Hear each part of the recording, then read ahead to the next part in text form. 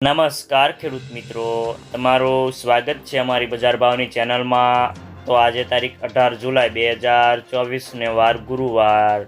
તો આજના વિડીયોની અંદર આપણે જસદણ માર્કેટના તમામ પાકના તાજા બજાર ભાવ જાણશું। તે પહેલાં અમારી બજાર ભાવની ચેનલને સબસ્ક્રાઈબ કરી લેજો, એટલે કે તમને આ સિઝન દરમિયાન અનેક અને જસદણ માર્કેટના તાજા બજાર ભાવ મળતા રહે। તો મિત્રો ચાલો જાણી લઈએ જસદણ માર્કેટના તાજા બજાર ભાવ।